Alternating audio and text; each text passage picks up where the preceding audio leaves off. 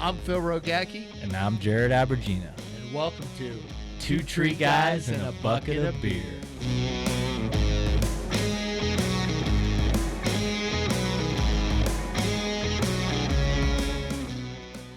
Excited about this show, man. It's we're bringing kind of a new little different type of show to you right now. Yep. It's not your typical having a guest show, but it's us going to be talking a little bit today about an expo we just went to, the Arbor Expo, and talking about some of the teachings that were there and the classes that we had in our experience. I know a lot of you guys weren't able to be at this show, but let's tell you about it. Right? Yeah, no, absolutely. I think this is the big thing, the big talk right now is the new logo, the new switch over. I mean, coming from Tree Service Anonymous into Two Tree Guys. You guys don't be afraid. It's just the logo. It's the same deal, just more. Yeah. Yeah.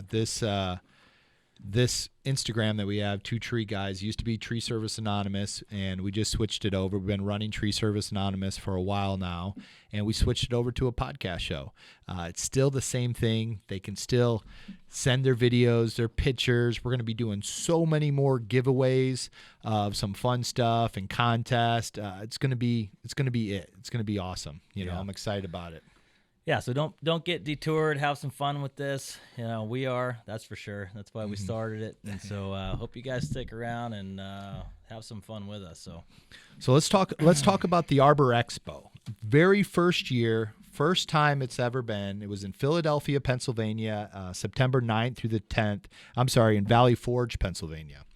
And this is our first trade show in like 2 years, man. Yeah. To go. And it was our first trade show representing the Academy and having the podcast there. And it was a super big hit. Huge hit. Everybody was questioning this expo, at first. It was, what is this? An Arbor Expo? Who's having it? What's going on? And when we got to the show, it was actually bigger than I thought it was going to be. Yeah.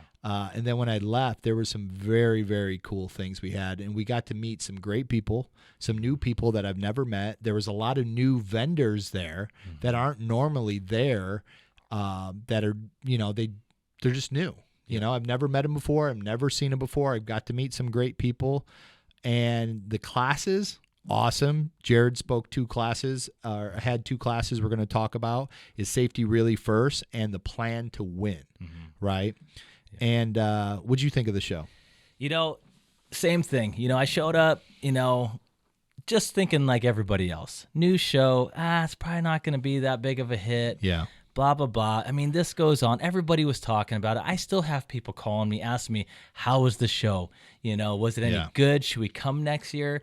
And I think, it is what you take out of it. And I think for us, having a small, intimate group like that and not being so overwhelming, and plus being a little bit different than every other expo I went to, and we'll get into that. But I think that small, intimate group and being able to network a lot tighter and closer with the individuals that were there made it such a huge success for us.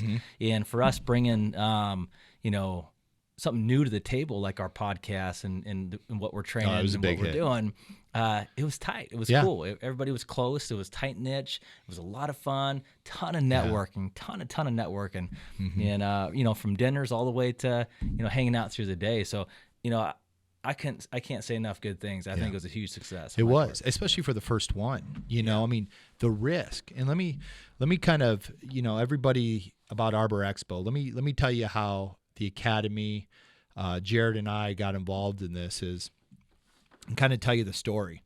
So this was 3 years ago. Was it 3 years ago? Shit, man, time's flying. No. Yeah. 2 years ago, 2018, I think. 2019, yeah. So going on year 3, we came to the Winter Management Conference in Puerto Vallarta, and I remember going up to the bar and seeing Sachin. And if you guys don't know Sachin, you got to know Sachin. He is the connection and the man of the industry. I mean, he knows everybody in the industry, from companies to vendors. He is it. And I went up to the bar, and I'm like, Sachin, Dude, I mean, I used to give him such a hard time at all the trade shows. Jeremy and I would be like, Sasha, can we get a better booth? Sasha, can you move us over here? Sasha, he would just, he would get so annoyed with us. But I came up to the bar and he was sitting there and he was drinking, a little buzzed. He's like, Phil, put his arm around me. They fired me. And I just remember going, what? TCI fired me. And I'm like, I've been fired, dude. I know how it feels, man. But you're going to do some awesome things. He goes, I'm coming. I'm going to bring some things. And we had a great time there, drank some beers. And then down the road, I got a call from him. I'm having my expo, the Arbor Expo. And I'm like, cool, we're in. What do you got? I'm here to support you. What do we got to do? And the talk started, and you and I started talking all the way to watch after a couple years. I mean, he spoke it into existence. Yeah. And that is not something easy to do, to see something, a vision. Just lost your job after 20 some years. And I don't know the whole story. And we're going to have him on the show. And we're going to hear the whole story of how that transpired, all the way up to having the Arbor Expo and what's in the future. Because we're going to be doing a lot more things with Sashin and Arbor Expo and that team, and really building this alliance to do that. But to watch him go from, I'm going to do this, to winter management, drinking some beers or vodkas or shots, whatever it was, he was drinking them, all the way to, we were just at the expo, man. Right. Yeah, and he took off. He bit off a chunk right there. I mean, it's not easy, you know. And I think I got a lot of respect for him. I don't know Sashin personally like you do, and it was maybe more behind the scenes. I just I was the guy that shows up and see all the fancy stuff, and I don't know what really goes on behind it. Yeah. But for somebody like him to take zero, and have that many people trust in him to start another expo, and have the trust and support from vendors, friends, all the alliances that he built over those years, I give him credit for that. And I tip my hat to him for that. And there was a lot of vendors that said no. I mean, 100%. I mean, they were like, nope, sorry. And let me tell you, it's in our industry, we have to continue to support each other, with things. And some people just said no because they're like, it ain't gonna work. But people, it's an alliance deal, man. People get buddy. And they're scared that if they, step on other people's toes and they accept, then they get frowned upon. It's not, and that's where we stand in the middle and say, fuck all that. We support the whole gamut. The whole industry. Industry. No matter what.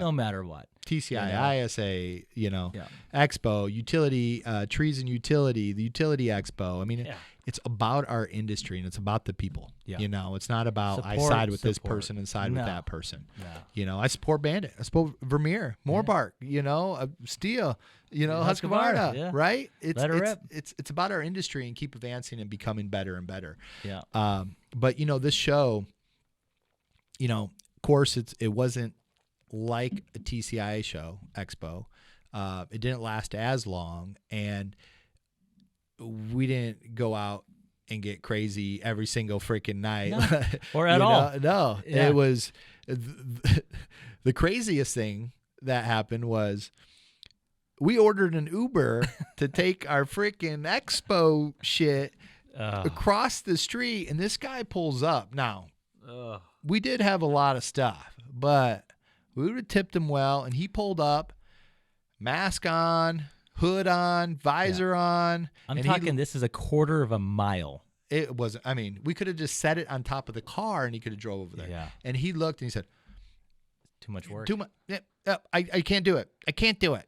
It's just too much. And I'm like, what do you mean it's too much? He's like, and then he kept debating. He's like, it's too much. I just can't do it. And I go, are you about to cancel on us? Who waited? And I'm looking at him like, are you about to do this to me? We've been waiting for 30 freaking minutes, and you're about to cancel on me? And then at the end, he's like, yeah, I got to go. And then I came up to the window. I got to say this because this is the best, I'm like, I got to pull Phil away, and I'm like, dude, it's okay. We'll just carry it or walk it, and it's fine. And Phil is all flustered, walks up to the window and looks him right and stares, points his finger. You know what? You're a real jerk. You're a real jerk, man.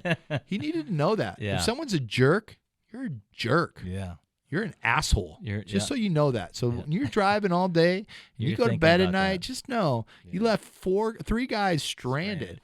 But we went and got a hotel cart and we loaded that thing up pushed it a quarter mile down the road, across the highway. Oh man, it was a mess. But back to talking about the show, it was awesome. One of the coolest things that they had was out in the parking lot. You could run equipment. Yeah. I mean, you want to run a Cinnaboggan? Yeah. You get to jump in a Cinnaboggan, or Cinnabogan is the correct name. It's not Boggin. Yeah. If you're in California, it's Boggin. Bogan is Germany. So Cinnabogan, you could run it and you could cut some shit. You want to go run a BLK crane? You can run it. I mean, you could run the different equipment, which was super cool, and they don't have that at the trade show. This was by far the biggest win. Mm-hmm. That outside arena that they had and all the gosh, it was just by far. Yeah. I wish I didn't have to be inside working. Yeah. I would have been out there testing cool, man. I'm talking spider lifts and aerial lifts and cranes. Mini skids. Oh, man, yeah. Knuckle booms, skids, different types of loaders. Every expo you go to, I went to the Concrete Expo. You want to run equipment? Go run equipment. You could run hand grinders, handsaw. I mean, anything you want to run out there, you can run. Most expos for the Arbor Care, you don't get to run equipment. And the only time I was able to run equipment was after a TCI Expo. We were going to do a spider lift, but we had to wait till the expo was done, and they pulled it into a random parking lot, and they ran it up and down the spider lift, and then we put one of the girls that were with us, her name was Laura, we put her in it, and we're like, okay, we're going to run you up. The thing dies top. I mean, as high as you can get. I would think it was a 75, 85 foot up there, and she's freaking out. And we talked to her about 15 minutes to get in there, and then it dies. Of course, we never bought it. I forgot what company it was, but we never bought it. But she was so mad, and that's how we had to run equipment, from that. So at this show, it's pretty neat to be able to run this equipment and partake in this. Yeah. No, big win for them. That was the big hit, 100%. I mean, to go back into the rest of the show, the inside, I'm talking, it was smaller compared to, TCIA, ISA, but well set up, had a nice big main stage, huge projector screen on the stage, which was awesome. And so you're presenting on like a 20 by frickin' 10, projection screen, which was wicked. And usually when you come to these and you get speakers up on the main stage, you get, maybe half a crowd, or, there's always other events going on, right? So this one was cool. Like, there wasn't much going on during those talks, so it brought everybody back. It was like the show stopped and everybody came to watch Everybody came in. Yeah. And, it makes the presenter, feel good. It makes the whole thing work, right? When you're sitting there and you have 40, 50, 60, 80 people in front of you. There's more than that there. Oh, man. There's way more than that. Yeah. You had a couple hundred people in front of you. Yeah, so I think that was good. And then they had the breakout sessions, and they had really nice big rooms for the other presenters, like Travis Vickerson, Arbor Master was there talking. Yeah, they did a great job. Hans came out and did a bunch of different talks in those breakout rooms. And it wasn't some stuffy little stupid room. Like they get these big, massive rooms, a ton of room to present, and it came out really pro. I think it did good. for the first go. So, this isn't an advertisement for Arbor Expo. We just want to kind of bring it to the people and tell you about our experience there and what we've seen and what was good, what was bad. There really wasn't much. Just the only bad thing, it was the first one, and a lot of people were just kind of like, I don't know about this. You know. I'm sure they all blamed it on COVID or something like that, but it was like, I don't want to go. At that point, I'm just tired of people hating, you know, and, people, it's just like, chainsaws and our people, our industry, they're, putting all this effort into building new shit. And obviously it's profitable for them, right? Yeah. But, you got to fail and you got to start somewhere to make something great. Exactly. And something like this, I support 1,000%. Yeah. It wasn't perfect. Yeah. He could do better. Yeah. But you know what? It's a start. And the best part about this It's pushing the frickin' limits of the industry to make other people better. Bingo. Right? Because when we have people dominating our industry, right, nobody pushes above it, right? And we get stagnant, and it's the same, and then it gets boring, and then we're just the same standard across the board. When you get somebody come in like this and be like, I'm going to fuck this up. Yep, I'm going to do something different. Yeah. I'm going to try this. Everybody's like, whoa, what?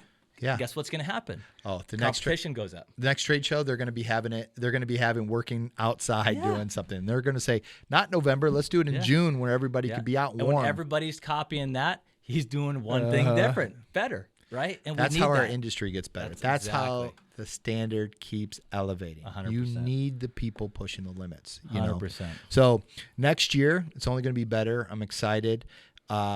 We're going to be talking with Sachin and Arbor Expo and Hans. We've got some Alliance cool shit coming down the road, So stay tuned for that, people. Stay tuned.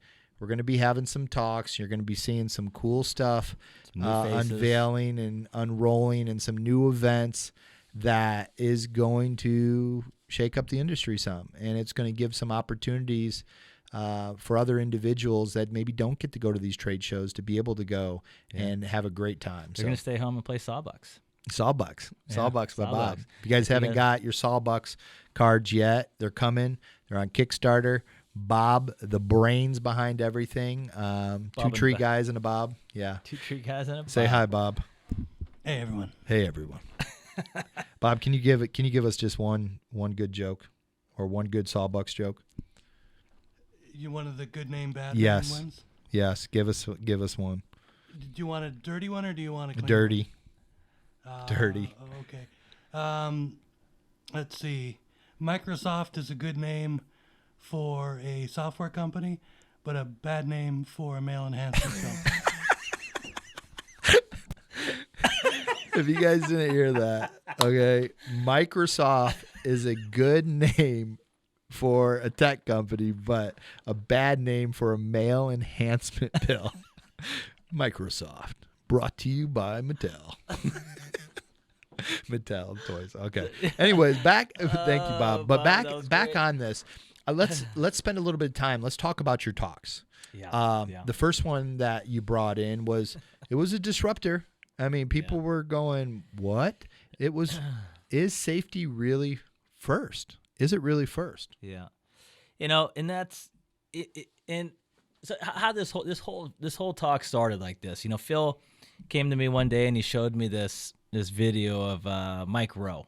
Mm-hmm. And his pitch was safety third, and I'm like, okay, this should be interesting. What a crock of shit. I watched it. What was your feeling when you first heard that safety third? When I first heard it, I was like, oh, this is some bullshit. This is gonna piss people off. Like, Yeah. I mean, everybody knows safety's first. But it made you think different. It made me think different. And, and it was enough for me to listen and watch the whole thing. Yeah. Because I got a short attention span anyway. So it's like, if I could, and it was a perfect amount. It was like a couple minutes. So and I'm it also was a I cartoon, so that helped you. Yeah. And there's words. And it's great. It's perfect.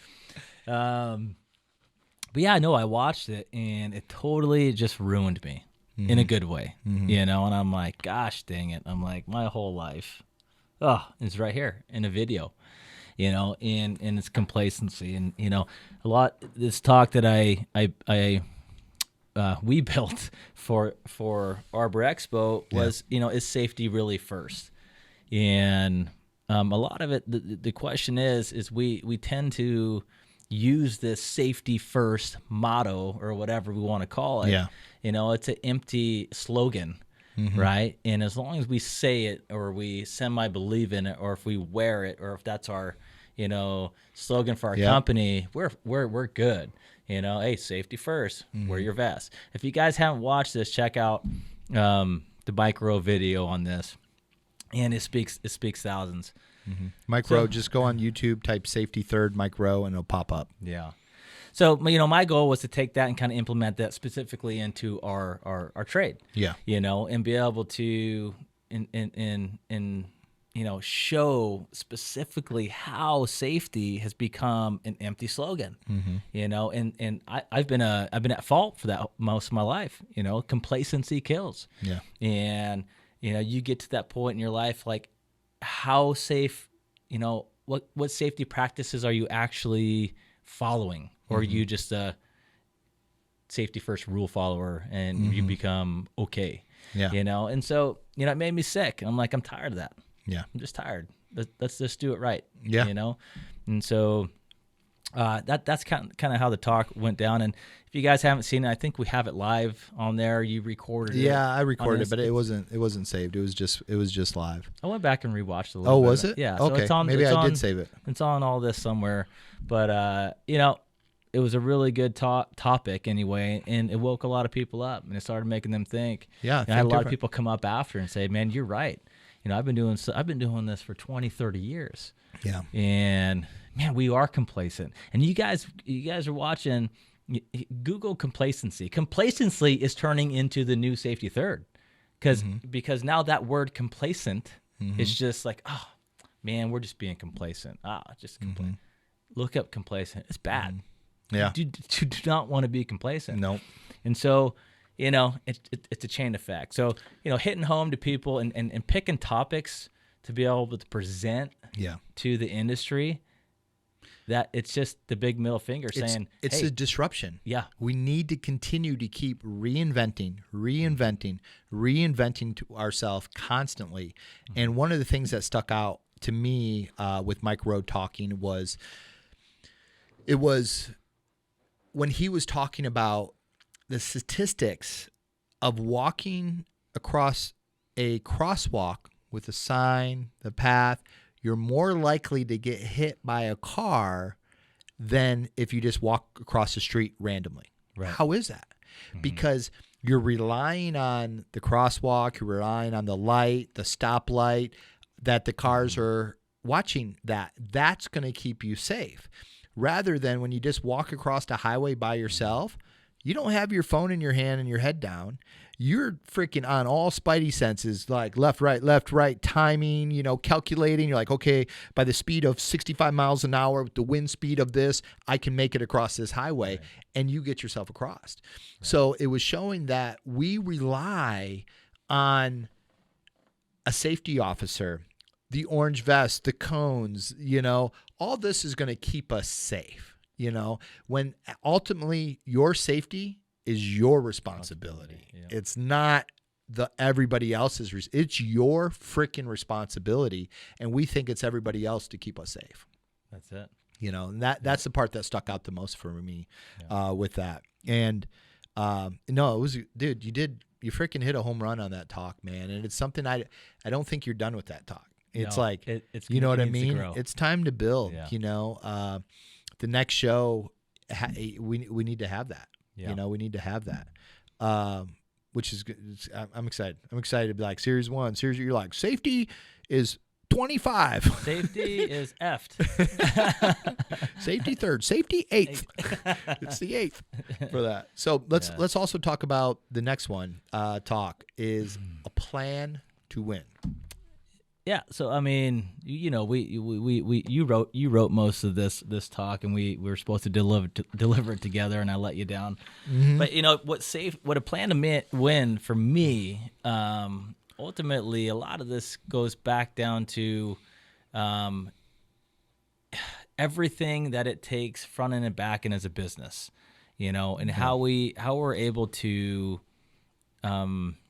really build a company and work front end and back end to achieve the same goals, and oftentimes we're that's not what we do. Yeah. We kind of are segregated in our companies, whether you're big or small, and this happens all the time of you have, a segregation between your production and your sales and your management, and they tend to work against each other, because it's natural. You're 3 different types of people. Yeah. But I think this talk was more to hit home of recognizing that, and how to not that I have the answer for it at all by any means. I think if somebody did, these are the big companies out there that. And like you're saying, in our industry, it's sales versus production. Yep. Sales screwed it up. They didn't know how to bid. That guy never climbed before. What is he doing? He's just trying to get his commission. I mean, how many people have heard that? over and over again, to production. They didn't bring the right equipment. They didn't look at the job. They didn't call me. They didn't check in with the owner. They sped it up. They left early. They were smoking on site. That's why we lost. So it's bringing the team together of that.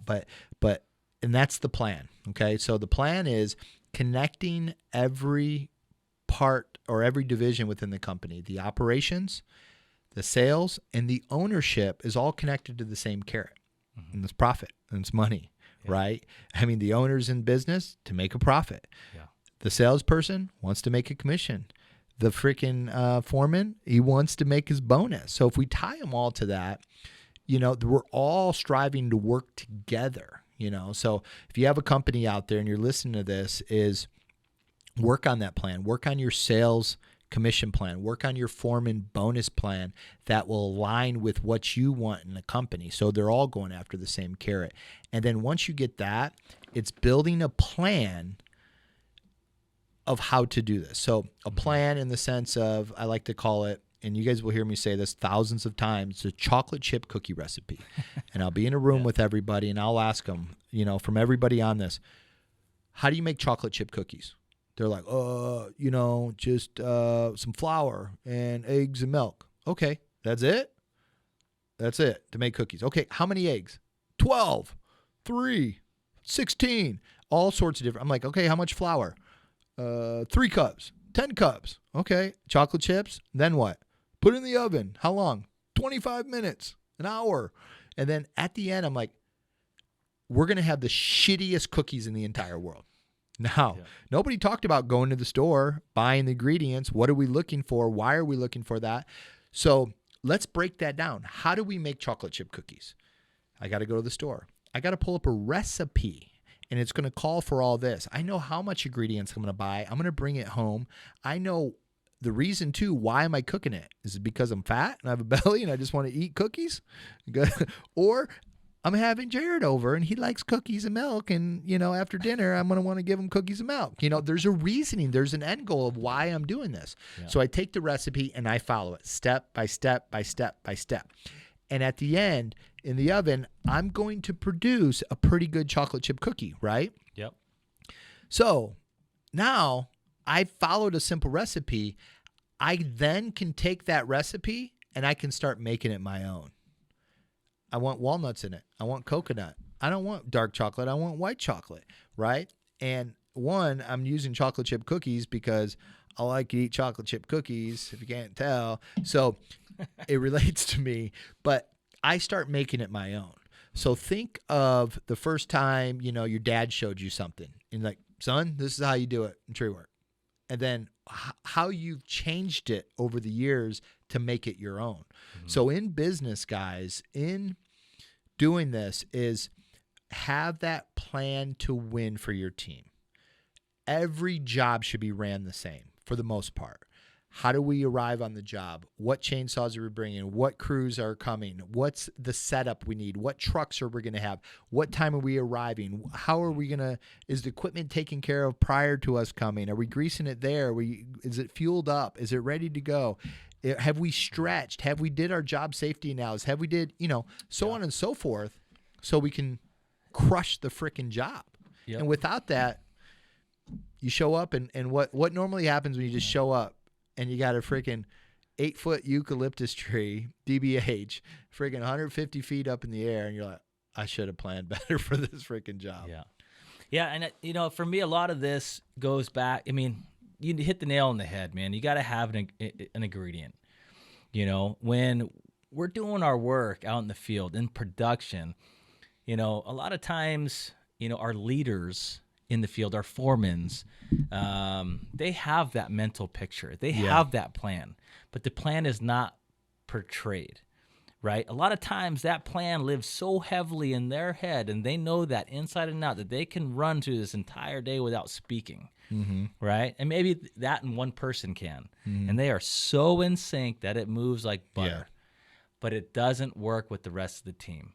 Right, because the rest of the team is very, very specific instructions, right? And it's not their fault. They just only know what they know, right? So, but our expectations of them are so much higher because that lives in our head, okay? So this is where it goes back to leadership and management, Yeah. right? Leadership. How do we lead our people? And we need very clear, specific instructions of what we want to have the expectation that we're thinking, right? If not, we are setting those people up for absolute failure. And then we get mad at them, right? And then whose fault is it at that point? It's our fault. Yeah. You know? And so I'm guilty of this 100%. But this talk for me is about a plan to win, just building a freaking plan and executing it across the board. Whether you're a foreman, whether you're a groundsman, whether you're upper management, you're a salesperson, figure out with your team how to build a plan to be successful and set people up for success. And stop setting them up to fail, because when you set them up to fail, you're setting them up to not meet your expectations. Of course you're pissed off. Yeah. But it's your fault. Yep. It's 100% your fault. So I live in this world. I live in this bubble of feeling this. And I recognize it, and I strive really hard to fix these things. You know, and I think a lot of people out there feel the same way. First step, just like, hey, you got to recognize it. You got to recognize there's a problem. You know, and the rest is... And the plan, just have a plan. I don't care if it's a shitty plan. Just have one, right? And because you're going to run that plan, and what happens, you're going to find out at the end of the day, that plan sucked or that plan worked. Or this worked and that didn't. Or you need to maneuver through. And guess what? What do you do tomorrow? You adjust the plan. Yep. And what do you do the next day? You adjust the plan until that plan is flawless every single time without fail. What is Ben Franklin, creating the light bulb, said, I didn't fail 214 times. I found 214 ways not to do it. Yeah. Right? So it wasn't a failure. He just figured, this is not how I do it. This is not how I do it, until he was able to do that. So that part of the plan to win is it's you got to have one, guys, every single day before you go on the job site, before you show up. What's the game plan before you get out there? I haven't seen a football team ever not practice before, not study film, not study the opponent, and go out there and play the game. They do all that. So why do we show up to go do a job and we have no freaking idea of what's going on in the job? How many guys have showed up, cigarette in their mouth, 2 Red Bulls already down, hungover from the night before, eyes bloodshot, and look up and go, fuck, today's going to suck, while they're on the job site? Man, we forgot this, we forgot that. Be a pro. Set up the plan to win. Well, have the chocolate chip cookie This recipe. dives so deep in this, man. I know. Man, there you go. Be a frickin' pro. Do you want to just be an average tree guy?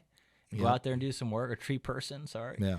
You know, or do you want to be a pro at what you do? Do you want to be the frickin' best at what you do? You know, and that's oh man, this can go on. This is a whole nother podcast into this. We're gonna have some more. We're gonna have some more podcasts about this. You know, we just kind of wanted to share with you some of the things that were talked about at the show. You know, and they were great. They were all great talks, man. It was a lot of fun. So I'm looking forward to next year, to the show that's going to be happening, and I'm excited to work with Sashin and really brainstorm, how do we make it better? How do we make it better? Because it's not just him; it's us helping him to make it better for the industry and the better for that. So, yeah, great show, man. Yeah.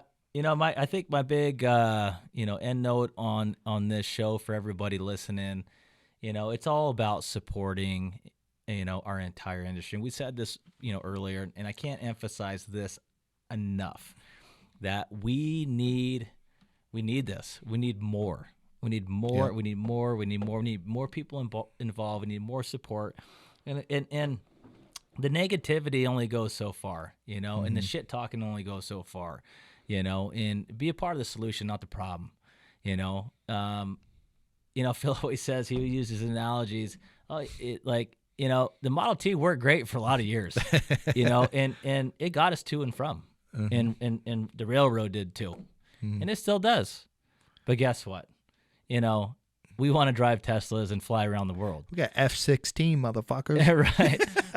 So, things have to progress. Things have to get better, and it takes people getting out there pushing limits. So, have some love and support. If you love this industry truly, you'll support the whole industry, and, whether you like it or not, some people that piss you off in this industry with certain products and things, they're out there trying to make it and make it better for all of us. So, support them, tip your hat to them, shake their hand, throw them a big thank you for, breaking off killer gear, hardware, machinery, testing the limits, training, trying this. You name it, So and that's a perfect ending, man. So that's great. I appreciate that, Jared, of sharing that. Guys, listen. Glad you guys watched the show. You listened to the show today. We're not getting paid by sponsors to do this. It's freaking 8:30 at night. We're doing it for the industry. We're doing it for the love of the game and making our industry better. And it's also just fun talking to my buddy about different topics and stuff like that. So we don't get paid here, but your payment that we asked you is share it. If you liked it and you enjoyed it and you got something out of it, share it, tag somebody, give it to somebody that could use it and listen to it from there. And if you don't like it, to each their own. Don't care, right? But if you did, share it for you from that. So, we're going to be bringing a lot more to you. We have the TCI Expo. We're going to be there. Come to our booth. Come check it out. We're going to have a live podcast that's happening. I want to hear other people's story. I want to hear some great ideas or future inventions or just funny stories in the business of, oh gosh, so many funny stories. But I want to hear all that. Come to our booth. Come see us. Come be on the show. I don't care who you are, how long you've been in the industry, but come be on the show. Come get some free fluff we're going to be giving away. And then in our booth, we're going to be partnering up with Edelrid doing this. And Jared's going to be teaching some classes, right? Yep. What are you going to be teaching on? I'm gonna let our audience pave the way. I got a few little surprises for you, and my big one is teaching my cutting method here that we kind of stamped here at the academy, and I can make. It's been proven, and this is why I'm so close to it. But within one day, I can get people with very little experience cutting as good as I can in the tree. What's the cut called? It's my 3-stage academy cut. So cut. Yeah, it's my academy cut. So that's elevating the cuts. That's it. So super proud of this. I spent many years, time and effort to perfect it. And let me tell you something about this cut. And you don't know this. You might not. I don't know. It may be shared with you. But I was out with David Perkins, and if you guys don't know David Perkins, world-renowned, famous. Former executive vice president for Husqvarna for 15 years. I mean, a mentor of mine, the wisest guy I ever met, and probably top 3 best tree fellers in the world. And he was out there watching you, and he goes, I learned something today, right? And this is a guy that's been in this industry a long freaking time, 40 years doing this, training millions of people across the world. And he goes, I learned something today watching you do that cut. And that was cool. That was cool for me to hear, right? Because when you're at the top of your game and you still can learn stuff from other people, he was watching you do that cut. So, guys, come to the booth and come see this cut, man. It's like a month away, so you got a lot of shit to do. We got to build this and we got to ship it, okay? Yes, we do. Right? So let's do it. Let's go. So again, guys, hey. This is 2 Tree Guys, man, drinking beer, having fun, talking about business, talking about, motivating you, getting off your ass, doing right. You get one shot, one shot at this life, man. Go all in. Help someone today, help them in the industry, make it better for all of us, and continue to keep elevating that standard for us. Until next time, tuning in. We appreciate you guys. We love you, and we'll see you soon. Thank you. Peace. Peace.